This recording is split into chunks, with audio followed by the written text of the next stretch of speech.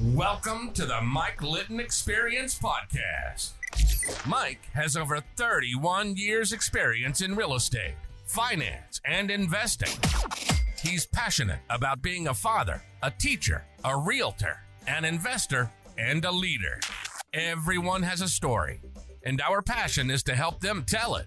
And now, introducing the host of the Mike Litton Experience, Mike Litton.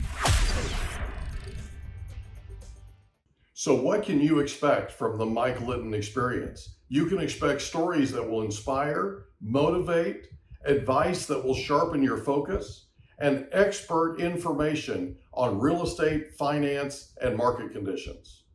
Peter Young, thank you so much for being our guest on the Mike Litton Experience. I cannot thank you enough. I was so excited about our time together, and I'm excited to talk to you about your books and also your future projects that you have coming up. And I'm excited to get your life story on tape. And part of it is, like we talked about before we hit record, everybody has a story, and our passion is to help them tell it. And we know that our listeners are going to connect with you with something having to do with your life story. And it's going to inspire and motivate them to go do things that they've been putting off. And we're all about that. So thank you again for being here. Yeah, Mike, thanks for having me on. So with your permission, we're going to start with where you were born and then go all the way up to today. And then we can talk about the books that you've written, The Blue Team and Stop the Tall Man, Save the Tiger, right? Yep. And then also your future projects. So where were you born? So born and raised in Ridgewood, New Jersey, which is, it's about 20 minutes outside of New York City. Might as well have been a world apart because it was a nice, quiet little subdivision, suburban town. So when people tell you that Jersey's nothing but blacktop and concrete, they're wrong, right? Yeah, yes, I lived on, hey, what exit on the turnpike did you live off of? I know that. And yes, when I was in, I think, junior high, there was literally a bill before the state legislature to make Bruce Springsteen's Born to Run the state song. It didn't pass. But yes, there are some really pretty areas of New Jersey. Trust me. Shout out to Bruce Springsteen. I love that guy. Yeah. So you're born and raised in New Jersey. Yep. Growing up, who was the most influential person to you? Wow. Well, I'm the youngest of 5 boys. And so I had some role models growing up. I looked up to them. They were the first kind of, let's say, heroes or stars I had because I was always obsessed with sports as a little kid. We'd hoop in the backyard, and I wanted to be a professional athlete more than anything else. That's awesome. That's awesome. So you grow up. Yep. Your brothers are kind of your most influential people in your life, right? Yep. You go to high school. Did you have a favorite subject? Well, yeah, basketball. I mean, I went to school, high school and college to be eligible to play basketball. So by the time I got to like junior high, I wanted to be the next Larry Bird. I mean, that was my life's goal. I was going to be the small forward starting for the Boston Celtics as soon as I got done with college. That's awesome. So your favorite sport, it sounds like, is basketball, and you're super excited to go to the pros, right? So you graduate high school, then what happens? So I was lightly recruited. I was a pretty good player. I actually got to play against some guys in Jersey that, went on to the pros. Same thing in college. So I got recruited to go to George Washington University. It's not Georgetown, George Washington, which is in DC. Yeah. And so again, I'm going to be the next Larry Bird, right? That's my mentality, even though I was initially going to be a walk-on. 3 days after I graduated high school, which, by the way, I graduated high school the day after Len Bias died. Remember that? The Celtics drafted him second overall. He died of a cocaine overdose. I go down to DC area. That's all over the news. I do remember that, yeah. Butt off for the summer and got scholarship for all 5 years. And a little known story, Mike, or tidbit, is that Red Auerbach, the coach for the Boston Celtics and general manager, the guy that drafted Larry Bird, he played basketball at George Washington University back like in the 40s. So all those years he was a head coach for the Celtics, he kept a house in DC, and he would come to a couple games and a practice or two every year. So I remember, I'm going to be the next Larry Bird. So I'm walking into the gym one day, getting ready for practice, and there's Red and my coach. My coach says, Peter, this is Red Auerbach, which of course I knew who he was. And he says, Red, this is Peter Young, one of our freshmen. And he'd already come to a few practices. And he doesn't say hi, how are you? Nice to meet you. He just says, in that gravelly voice of his, Young, you can shoot, but you can't do nothing else. And that's the only conversation I ever had with Red Auerbach. And unfortunately, he was right. Really? Yeah, So that you was can it. shoot, but you can't play defense? That was about it. At that level, that's all I could do. Yeah. Oh, wow. Wow. I'll bet that was encouraging. Well, the funny thing is like you walk away from there, you're like, what am I supposed to take away from that? Like, I Right. literally just talked to Red Auerbach, and my coach is like, well, he thinks you can shoot. So it was a start. Wow. So you play for George Washington. Yep. Then what? And you graduate, right? 91. Yeah. So my last year, my head coach was Mike Jarvis. Mm-hmm. The black guy with the beard, the bald head, who went on Yeah. to coach St. John's and did some Yeah. TV work. Good, very good coach. So we were finally good my last year. And then I got into coaching, and I was going to be the next John Wooden. Oh, I love So it. I had an old coach.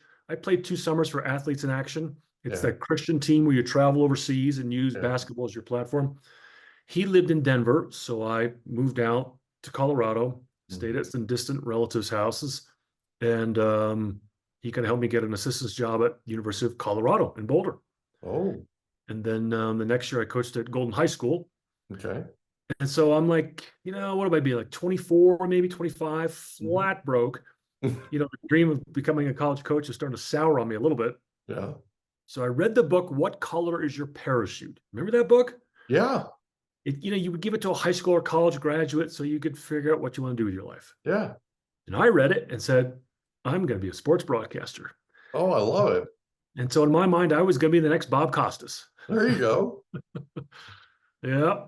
And so then I left Colorado, got my first job in little old Pocatello, Idaho, 1995. Okay.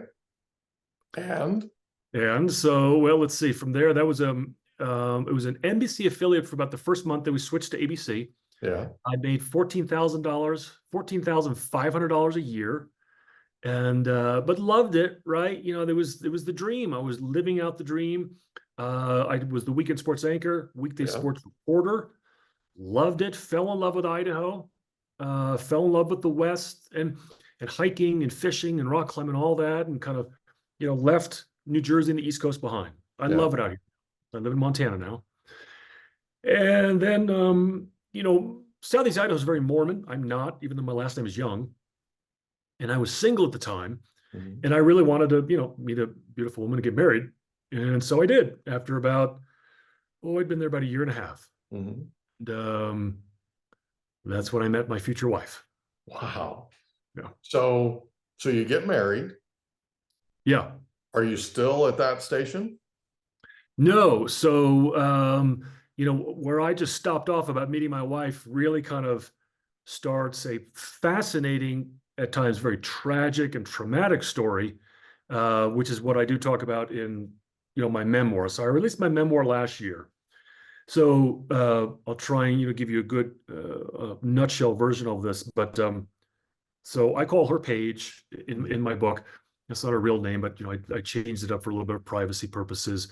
I met her at a singles Bible study in October of '96, in again, little old Pocatello, and you couldn't miss her. She was 6 foot long, tall, blonde, absolutely beautiful, long blonde hair, and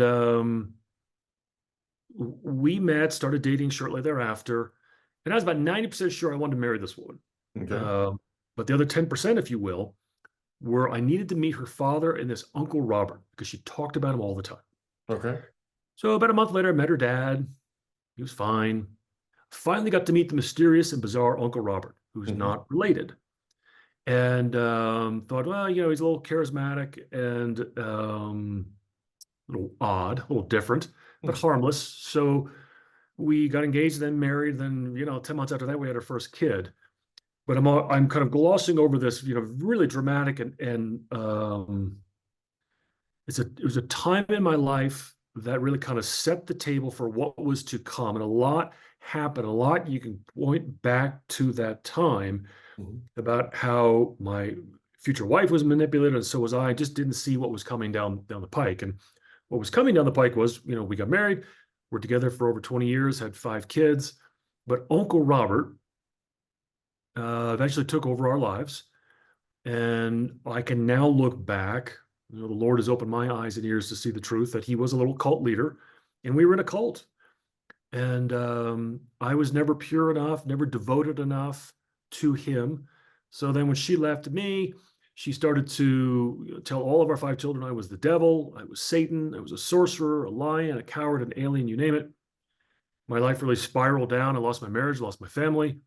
Uncle Robert caused me to doubt my faith. I was an absolute wreck. And that was in 2017. So 7 years After ago. 20 years of marriage. Yep. And how many kids? 5. Wow. And there was no infidelity at all, no physical abuse, no sexual abuse, none of that kind.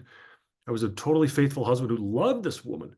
Yeah. But it all goes back to Uncle Robert and his influence over her and her parents, so my former in-laws. Yeah. And, so when I talk nowadays, when I do podcasts or public speaking, it's most often, I used to talk a lot about, my first novel, which is about faith and basketball. But now I talk about what I went through is kind of a cautionary tale. Right. Because small cults are out there and they can very easily hide in society. I was a sports broadcaster. I was on TV. I traveled the world covering sports and nobody had any idea what I was going through. Because cults control their members through isolation, secrecy, and paranoia. So, just some of the crazy ideas that Uncle Robert espoused was that all of recorded history was one giant Jewish conspiracy. So he was a raving anti-Semite. So every war, recession, depression, you name it, plane crash, was some Jewish conspiracy, behind it all. He also considered churches, casinos to be the true churches in America. And the churches that you and I would go to on a Sunday would be a waste of time. And he also considered churches, casinos, his office. And the man never had a job as far as I knew him. Never saw him work, never saw him have a career. He didn't have a church. There wasn't a big following. It was me, my wife, my kids, or our kids, her parents, and a couple other people. So maybe 10, 12 adults and some kids. So we didn't look like other cults. When you think of a cult, you might think of Jonestown, Right. mass suicide, Waco, David Koresh, maybe Heaven's Gate, and that suicide. We did not have we didn't live in a commune. We didn't, all wear the same clothing or shave our heads. There was no sexual or physical violence, but we did figuratively drink the Kool-Aid, which was, in that little cult, it was all about Uncle Robert and his ideas. And so, Mike, I always tell people that cults are at their core, right? They all look and sound different, but at their core, they are undue mind control. So manipulative, coercive, undue mind control. They all have that in common. And they all also have a leader.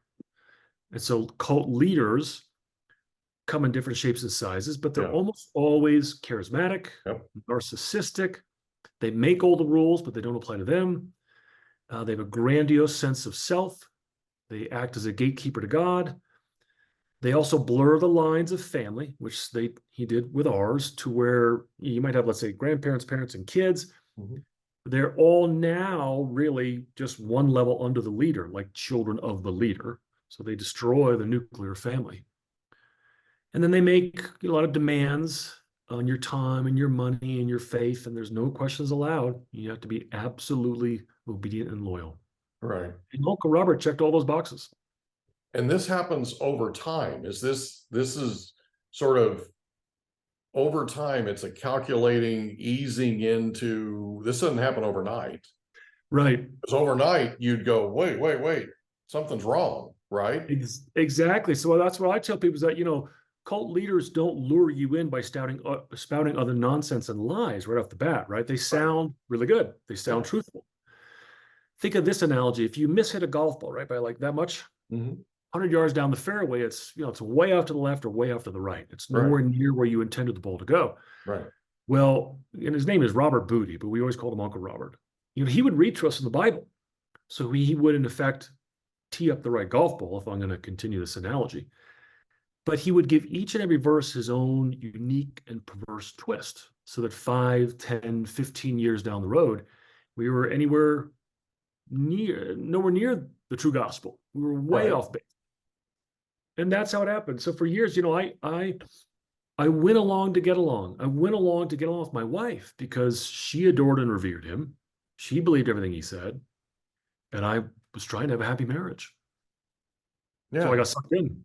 So over time, they just continue to work this. It's kind of like water torture, right? It's just drip, drip, drip, drip, drip, Yep. right? And so you get 20 years into your marriage, 5 kids, and at some point she pulls away from you. Well, she had been doing that for a while. So again, there's a lot of stories here, and you can read them in my book. But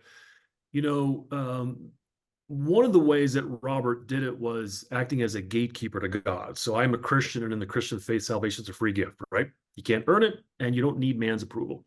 Right. So, the idea of, this is the book, Stop the Tall Man, Save the Tiger. The title comes from a dream that Paige had right before she met me. It was very prophetic. It's fascinating the way Robert was able to twist it, turn the meaning on its head to make him the hero, and convince Paige she was a fraud and not a Christian. So then, even though she'd already been baptized and professed her faith, he convinced her she's not a Christian, right? Gatekeeper to God. Right. So now he does that to her before we're even married. And then a few years later, it's her father's turn. And then a year or two later, it's her mother's turn. And then 12 years later, it's my turn. Right. And I remember thinking like, well, maybe I'm wrong. Maybe I'm missing something. Because I could tell she thought highly of him and adored and revered him and honored and respected him in ways she didn't me. So for me, it was more of it was less of a, gee, I must be a fraudulent, demonic Christian. I was faking it all these years. It was rather, well, maybe if I try this, I'll get my marriage back, right? Right. And that was like 17, 18 years into our marriage. Huh. And, then she thought it was fake. She still thought I was a liar, and so did he. And she kind of just had been pulling away for a couple of years until I think she was just done. I was never pure enough of a follower of him. So she left me to draw closer to him. Wow. And I was devastated. I was devastated. And nobody knew. Nobody knew what was going on. So none of my brothers, my parents, my sister-in-laws, or anybody else in Montana, I sell real estate. Nobody knew what was going on. Nobody knew about casinos as the true churches in America. Nobody knew about, Jewish conspiracy to take over the world, and a number of other crazy ideas. Right. And so I was very paranoid, kept it quiet. And then when Paige finally left, instead of realizing he was the problem, he was the only one I was talking to. Right. So here I am. The only voice in my head was this little narcissistic madman. Well, but you're trying to save your marriage. Yeah. Right. And you realize that he's really the key to saving your marriage. So you're trying to get to her through him. Right. To try and put this thing back together, and maybe try to convince him that, that you and Paige need to stay together. Yeah. And the way you're almost desperate at this point. You're trying to, you're sort of reaching for anything you can reach for. Grasping. Yeah. Absolutely desperate. Yeah. The way I write it in my book is that, he held the keys to salvation and the keys to my wife's affection. And of course, he didn't hold the keys to my salvation, but at the time I thought I did, because, my former wife would have been brainwashed for most of her life. Right. And my in-laws were, because Robert met my former in-laws before Paige was even born. They went to a small seminary together back in the early 70s. So, yeah, she knows no other life. So, but for me, for many years, again, I was kind of like, boy, this guy's weird. I didn't want anything to do with him. But I eventually got worn down, was brainwashed for maybe 2.5 years. Yeah. So when she left, I couldn't sleep, I couldn't eat, I lost 30 pounds. And yet I was blind to the fact that this little narcissistic madman was really the architect behind all of this. Right. And then it wasn't until 4 months after she left me, took 3 of the youngest kids with her to Idaho, kind of cut off my contact. I finally reached out to my family and told them what was going on. Yeah. And they, of course, saw it immediately. They saw the red flags immediately. So all the dots started connecting. Yeah. And now, even though I was only brainwashed for less than 3 years, it took me, Mike, a good year to finally have the Lord open my eyes and ears so I could see the truth, stand on my own 2 feet, and recognize that Robert was the problem, And then I was able to, fight for my kids so they would not continue to grow up in this little cult, which really got worse, when she left. She kind of doubled down on the following of Uncle Robert.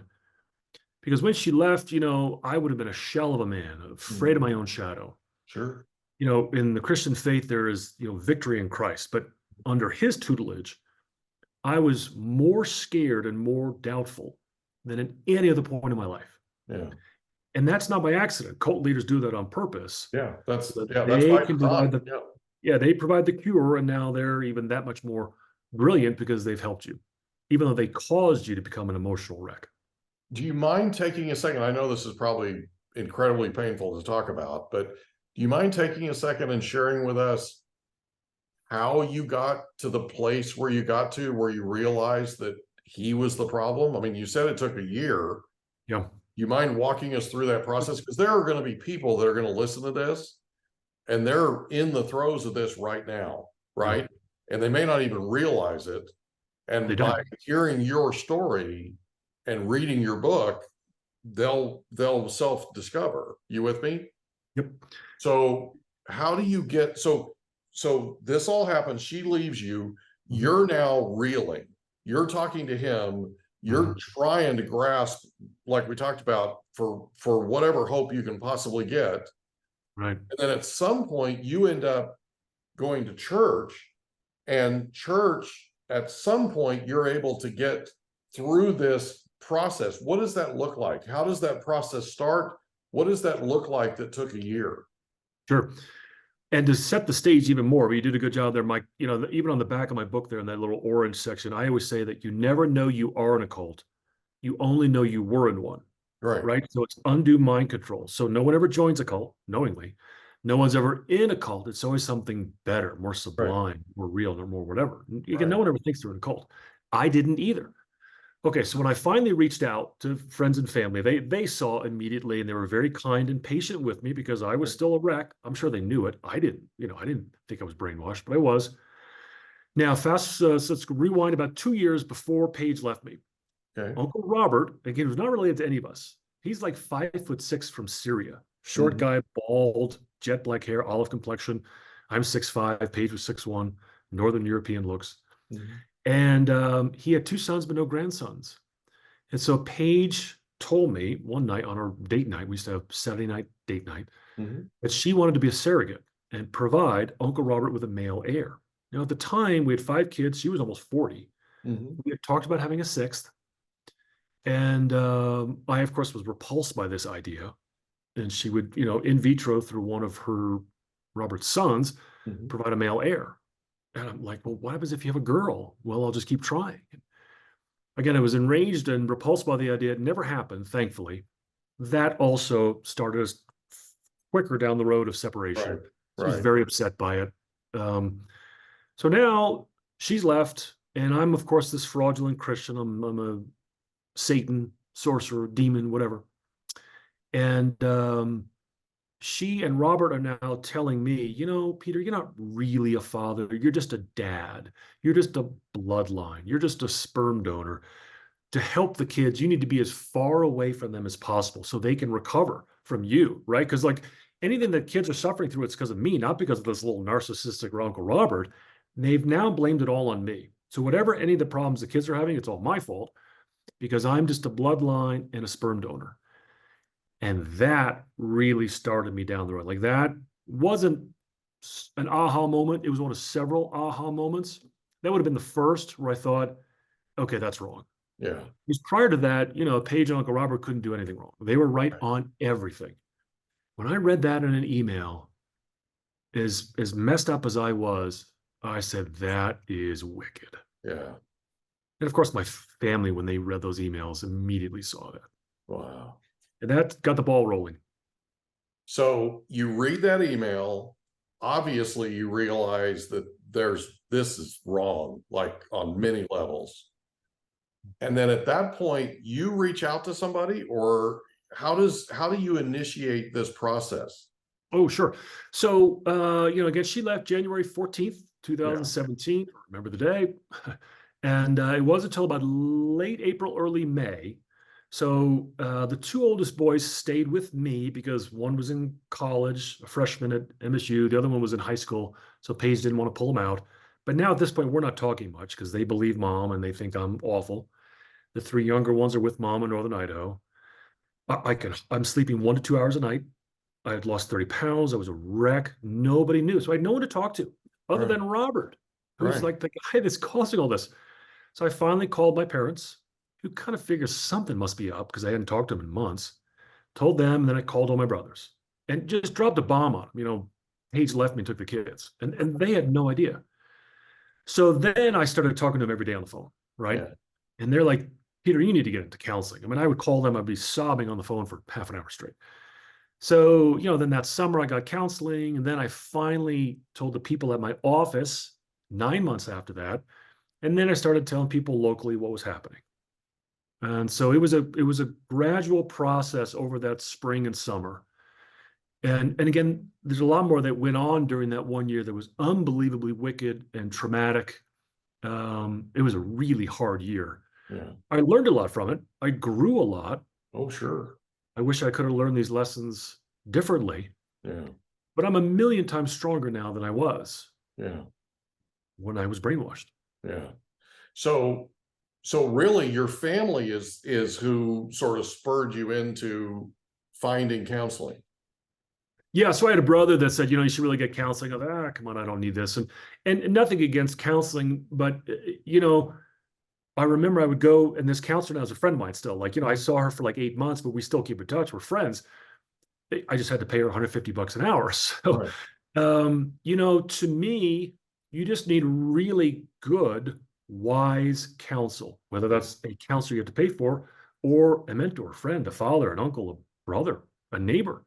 Right. And so I would go see her like once a week for a couple months. But more than that, I would call my one brother. I'd call another brother. I'd call my friend in Idaho. I'd call this guy.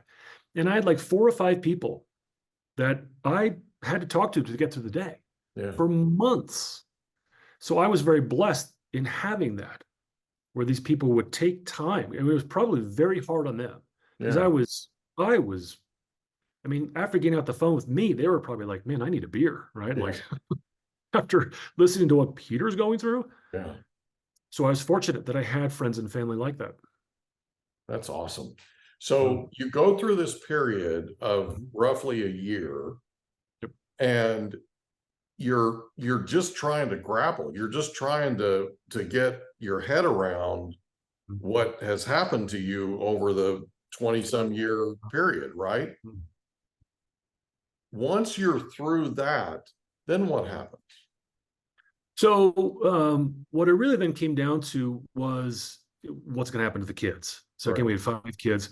Now I've kind of seen the light. I still, did not want the divorce. She filed for divorce in November. I did not want that. I tried to fight it. And I also said, I'm not just going to let the kids move away and I'll become like an uncle, right? Or a buddy instead of their dad. So I had very good lawyers. Thankfully, I still have them. Unfortunately, I still have to keep paying because it's still getting dragged out. Oh, wow. And we got what's called a guardian ad litem involved. Okay. Now, if you don't know what that is, or your listeners don't know, it's I think it's a Latin term, but courts hire these people or appoint them to look after the best interest of minor children in a high conflict divorce. Right.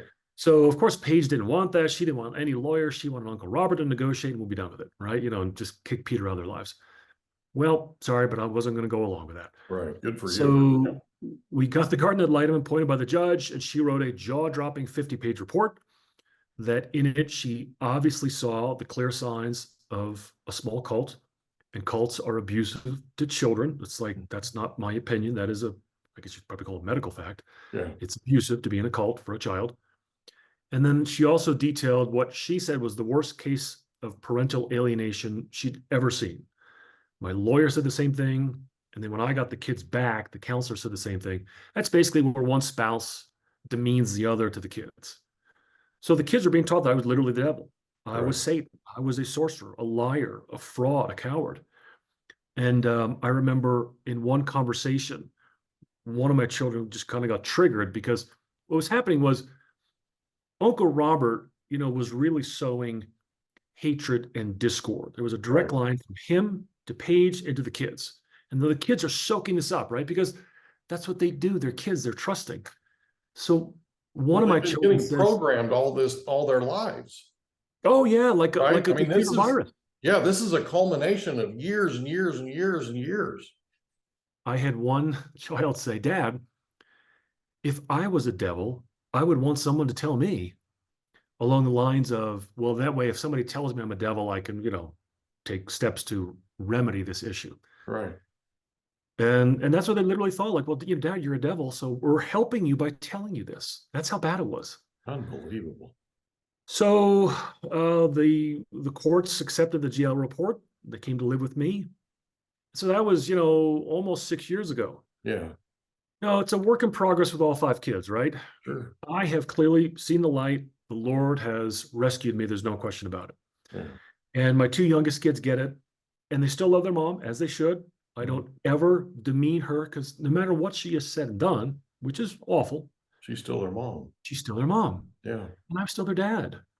Now, with the 2 oldest boys, they still agree with mom, so I don't have much contact with them. The middle child is probably the most dramatic, and it's still a work in progress. But I wrote my book so that they would know the full story. So I was working on the sequel to my first novel, The Blue Team. And then my lawyers were like, "Can you give us a rundown, of the marriage, when you got married, when the kids are born?" So that 1-page synopsis became 5, became 20, became a book during COVID. Right. When I was here in Montana, I just wrote every day, finished the book. Yeah.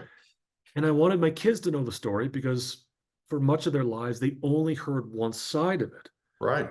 Robert and Paige and their grandparents were all of one mind, which is Uncle Robert's mind. Right. And then I, not like I was really comfortable airing my dirty laundry. And by the way, it's not really all that painful to talk about it. It's very cathartic. Yeah. Writing my memoir was unbelievably cathartic and therapeutic. It was. To connect the dots, right? Oh my gosh. Yeah. I can trace to put on paper and document what's been up here and in here all this time, right? That had to have felt like you released a lot, because in here and in here, it had to have felt this big, right? Like this enormous burden. And when you got it out and you got it on paper and you were able to sort of download it, so to speak, right? You had to have felt better. I mean, you wouldn't be completely, right. where to be, but I mean, part of the process, that's a big step. Oh, it was, because, again, the question would be like you would have other people, they'd say, well, how did this happen? Yeah. Right. So in my mind, I might say, how did this happen? Yeah. Well, now I know. And I put it all on paper, and I've got it. Well, right. Yeah. And it clarifies things, right? Yeah. Yeah. Because, sorry, go ahead. No, it's okay. So just, and again, I'm just curious, because this is your life story. Yep. What made you decide to write the novel, The Blue Team? Oh, sure. So the novel, The Blue Team, is about faith in basketball and identifying your greatest adversary, which is not the guy trying to block your shot or the teammate who won't pass you the ball. It's your own mind, right? We are our own worst enemy. So, and I believe that as a Christian, we are saved from ourselves, right? Yeah. Doesn't mean you're going to make the game-winning shot, but if you take it, life won't end if I don't make it, right? In other words, quit trying to be the next Larry Bird. Be the best you. Be the best Peter, best Mike. Just do your best. Right. God created you for a reason. Yeah. So I, based it on my life and times playing basketball at GW, worked on it off and on for like 20 years. Yeah. And the funny thing is, the irony is that kind of that principle of we are our own worst enemy was really mostly learned from Uncle Robert. Like there are some things he shared that were really great. Yeah. A lot of things that weren't. And he took advantage of those things, by the way. Oh, and he hated the fact that I would use sports as a metaphor for life, right? Like in the Bible, Christ uses agriculture because that's what his audience understood. Exactly. I like using sports to explain life, politics, whatever, parenting. He hated it because he wouldn't know a basketball from a apple, right? He didn't know anything about sports. And so then they trashed the book after it came out, and Paige had left me. He said the only reason I wrote the book was to fool them into thinking I was a Christian. Direct quote. Unbelievable. Yeah. So anyway. This guy's a real prize. Okay. So you write the Blue Team, and then we now know why you wrote the book that you wrote, Stop the Tall Man, Save the Tiger. Yep. What's the title? What does the title mean again? I mean, it's about a dream that she had, but can you explain the title? Because it's a little bit of a Sure. Yeah, and it's like there's times where like I want people to read the book because it is fascinating. But basically, I'll tell it now because you've asked. Because okay, I'm 6'5", right? Yeah. And Robert's 5'6". Yeah. In the spring of '96, before I've met Paige, she gets baptized without Uncle Robert there, which drove him nuts. So baptism, public profession of faith. Then a couple months later, whatever, she has this dream. And she might have it once, twice, or a number of times. I don't know. But it was so profound and so disturbing that she writes her interpretation of it down, sends it to Uncle Robert, who then writes a 23-page letter back to her. Okay, now I was able to see the original and the envelope that it came in. And I'm a historian. I love history. So I went back and looked at the dates to verify. He wrote his letter on a Wednesday, mailed it on a Friday. Paige and I met on that Sunday at the Singles Bible Study in Pocatello. So she would have gotten this letter before she even, right after she met me. Right. So the point is that she had the dream before she met me. Right. So in the dream, she's in a house with her boyfriend at the time, a guy named Chad, who I met once. This is crazy. And there's a tiger loose. And if the tiger finds her, it's going to kill her. But she doesn't want to kill the tiger. She just wants to know where it is, kind of contain it, control it, because the tiger represents things she respects: trust, strength, dignity, honor, etc. Right. Okay, so then into the house, the door opens, and into the house walks a tall man, but she can't see the face of the tall man. And she knows the tall man is there to get rid of the tiger. So she hides, the boyfriend disappears, and the tiger is dispatched by the tall man. Now, 20 years later, I remember telling this to two sister-in-laws, and they were immediately like, oh, I know what that means. And yet which I know you do as well, I can see it on your face. Yeah. In the dream, Robert Booty, Uncle Robert, tries to convince Paige that since she doesn't want to really kill the tiger, which represents her ego, the old person, she's not saved, she's not a Christian, she's a fraud. Mm-hmm. And oh, by the way, who was this tall man? Are you sure he wasn't short? So he tries to make himself the tall man. And now Paige is the tiger, so she's not a Christian, right? Right. Now he convinces her. I told you that he convinced her she wasn't saved. That's how he did it. Sick. When in reality, it's obvious. Is this? And oh, by the way, in real life, I met the boyfriend Chad one time. He showed up at the second Bible study, and I've never seen him since. And in the dream, as soon as the tall man comes in, he disappears. Wow. Isn't that amazing? That is crazy. So in reality, like, people say, well, can God speak to you in dreams? I don't know. He's God. He can do whatever he wants, right? Sure he can. Yeah. It's clear. I'm not here to save anybody. But I was the tall man there to warn Paige, hey, this guy, the tiger, is not who you think he is. Right. He's not helping you. Booty turns it on its head. And because of that, because of his ability to manipulate Paige, here we are. Unreal. Yeah. Absolutely unreal. Okay. So, question for you. You mentioned before we hit record that you have another book coming out. It's a sequel to The Blue Team. Yep. And it's going to be coming out in a few months. We're going to have you back to talk about that. Yep. Okay. Is there anything else you'd like to talk about before we wrap up? No, just the fact that, first of all, I appreciate it, but the sequel to The Blue Team will be where the main character is Thomas. So in The Blue Team, it looks at kind of faith in basketball from the perspective of a player. Mm-hmm. Now in the sequel, he's a college coach, and he's married. He's got a couple of kids. So it looks at the issues of faith and sports through the eyes of a coach and a husband. Gotcha. And then there will be a third. There'll be a trilogy. And at that one, he'll be still a husband and a father, but his kids will be like at high school playing age. Okay. So now he's how does he navigate being a father and not pushing his boys too much. Yeah. So it kind of shows the life of one person in multiple roles associated with faith in basketball. I love that. That's awesome. Good. Thank you. That's awesome. Well, thank you so much for being here, and thank you for telling your story, and thank you for being our guest on the Mike Litton Experience. This has been really cool. I cannot thank you enough. Thank you, Mike. Good to meet you, buddy. You too. Thanks again. We hope you enjoyed another episode of the Mike Litton Experience. If you did, do us a favor, smash that subscribe button, tell your friends, family, and coworkers about our program, and wherever you get your podcasts, please leave us a rating. It helps us to connect with quality people just like you. And that's a wrap. Another episode of the Mike Litton Experience in the books. Reach out to Mike on Instagram at Litton Realty. Want to meet with Mike? Check out calendly.com/Rio760.